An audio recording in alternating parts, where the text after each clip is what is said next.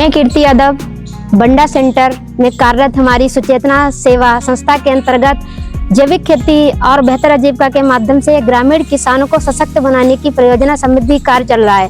इसमें हम किसानों को रासायनिक खादों के नुकसान के बारे में बताते हैं और कैसे हम उसे कम कर सकते हैं रासायनिक खाद को, और कैसे जैविक खाद को अपनी खेती में प्रयोग कर सकते हैं। इसके लिए इस पर हम किसानों को समझाते हैं। तो जैसे खेती करते हैं तो आपका एक ही उद्देश्य रहता है कि कैसे हम उत्पादन को बढ़ाएं, कैसे उत्पादन को बढ़ाएं, यही रहता है। लेकिन हम उत्पादन के चक्कर में जो अपनी खेती है, जो अपनी माता है जिसे हम धरती माता बोलते हैं, उस पर कितना एक तरीके से अत्याचार कर रहे हैं, क्योंकि उसमें हम क्या डाल रहे हैं, सब रासायनिक खादें और दवाइयाँ, जिसका पैदावार तो बढ़िया होगी, सब अच्छा होगा, लेकिन उसकी उर्वरक शक्ति वो धीरे धीरे नष्ट होती जाएगी। तो आप लोग खुद बताइए कि अगर आप रासायनिक खाद लगाते हैं तो कितना मतलब पैदावार होती है, और अगर जैविक खाद लगाएंगे तो उसमें कितनी पैदावार होगी। अच्छा भैया, जैसे आपने बताया कि अगर हम रासायनिक खाद लगाएंगे तो उसमें हमारा एकड़ पे लगभग 50 कुंटल निकलेगा, और वैसे अगर जैविक खाद लगाएंगे तो उसमें हमारा थोड़ा कम निकलेगा। लेकिन वैसे जैसे उसमें कम निकलेगा अगर उत्पादन, तो वैसे उसकी लागत भी कम होगी। तो इसके लिए अगर लागत कम होगी तो हमारा मेंटेन सही से बढ़ जाएगा, कि जैसे उधर अगर हम रासायनिक खाद का प्रयोग कर रहे हैं तो उसमें लागत भी ज्यादा आ रही है, प्लस हमारी जो भूमि है उसका भी नुकसान हो रहा है। तो इसके लिए हम लोग जैविक खाद बनाना सीखेंगे आज। जैविक खाद बनाने के बहुत से तरीके हैं, और उसमें जो पहला है वो है जीवामृति और घना जीवामृति और लम्ब तर्क।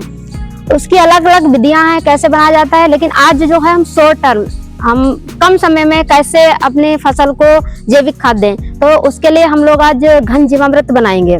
घन जीवामृत के लिए 1 एकड़ खेत ले लीजिए। जैसे जो भी आप भिंडी लगाना चाह रहे हो या अपना लौकी तोरई जो भी लगाना चाह रहे हो, तो हम 1 एकड़ के लिए आज घन जीवामृत बनाएंगे। घन जीवामृत 1 एकड़ के लिए हमें 20 किलो गाय का गोबर चाहिए, और 2 किलो हमें गुड़ चाहिए, 2 किलो बेसन चाहिए।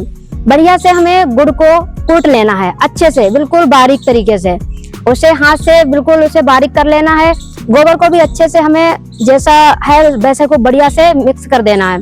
फिर हम उसमें जो हमारा 2 किलो गुड़ है, 2 किलो बेसन है, वो हम अपने 20 किलो गोबर में डाल के मिक्स करेंगे, और उसके अच्छे से मिक्स करने के बाद हम उसके उपले बना लेंगे।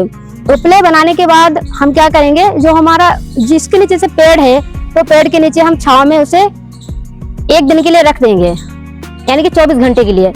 और दूसरे दिन वही उपले जो हमने बनाए हैं अपने घन जीवामृत से, तो वही हम उससे उपले को फोड़ लेंगे बढ़िया से, और जो हमारा 50 किलो का जो गोबर है रखा है, उसमें हम उसे मिलाएंगे, जो लगभग 2 महीने 1 महीने पुराना होना चाहिए। जो हम अपने घर पे जो हमारे गाय भैंस हैं उनका जो गोबर डालते हैं, जो पड़ा रहता है, उसको हम इकट्ठा करेंगे, उसको फोड़ेंगे, और वही जो हमारा घन जीवामृत है जिसे हमने कल बनाया था, उससे हम क्या करेंगे, आज उसमें फोड़ के मिला देंगे और मिक्स कर देंगे।